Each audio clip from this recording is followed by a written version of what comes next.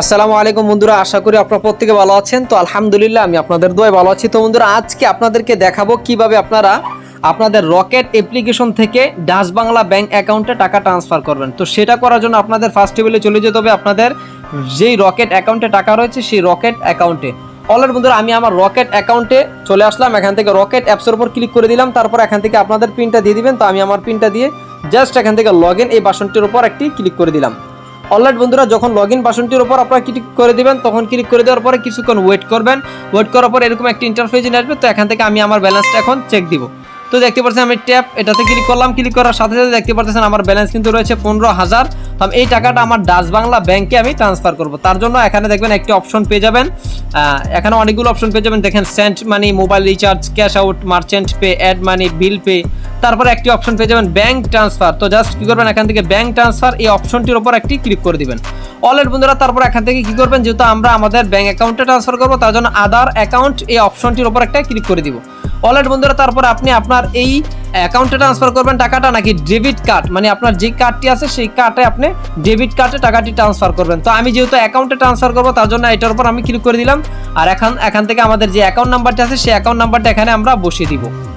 Already বন্ধুরা, আমি আমার অ্যাকাউন্ট নাম্বারটি বসিয়ে দিলাম। তারপরে জাস্ট এখান থেকে আমাদের অ্যামাউন্টটা এখানে সিলেক্ট করতে হবে। তো আমি আমাদের অ্যামাউন্টটা দিয়ে দিচ্ছি। এখানে 900 টাকা দিয়ে দিলাম, 14,900 দিয়ে দিলাম। তারপর এখান থেকে নেক্সট এটার উপর একটা ক্লিক করে দিচ্ছি। তারপর এখান থেকে আমাদের পিনটি আবারও দিয়ে দিলাম। তো বন্ধুরা, কিছুক্ষণ ওয়েট করার পরে দেখতে পারবেন এখানে লেখা আছে fund transfer from MBS to ABC।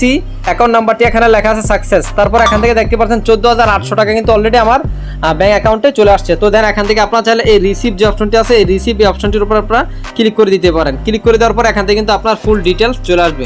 তো যাই হোক, এইভাবে আপনারা ব্যাংকে ট্রান্সফার করবেন। দেখেন এখানে কিন্তু ফি কাটছে 133 টাকা, অর্থাৎ অনেক টাকা কিন্তু এখানে ফিটা কেটে নিয়েছে। তো যাই হোক, এখন কথা হলো আমরা এখানে দেখবো যে আমাদের অ্যাকাউন্টে মানে ব্যাংক অ্যাকাউন্টে টাকাটা আসছে কিনা। তো সেটা করার জন্য আমাদের যে মোবাইল ব্যাংকিং নেক্সট পে মানে ডাচ বাংলা ব্যাংকের যে মোবাইল ব্যাংকিং অ্যাপসটা আছে সেই অ্যাপসে চলে আসলাম। তারপর এখান থেকে আমরা জাস্ট এরকম হোম পেজ আপনাদেরকে নিয়ে আসবো। এখান থেকে এই যে নিচে দেখেন সার্ভিস অপশন দেওয়া আছে, জাস্ট এখান থেকে এই সার্ভিস অপশনটির উপর একটা ক্লিক করে দিবেন। তো এই সার্ভিস অপশনটির উপর আমরা ক্লিক করে দিলাম। ক্লিক করে দেওয়ার পরে এরকম একটা অপশন চলে আসবে।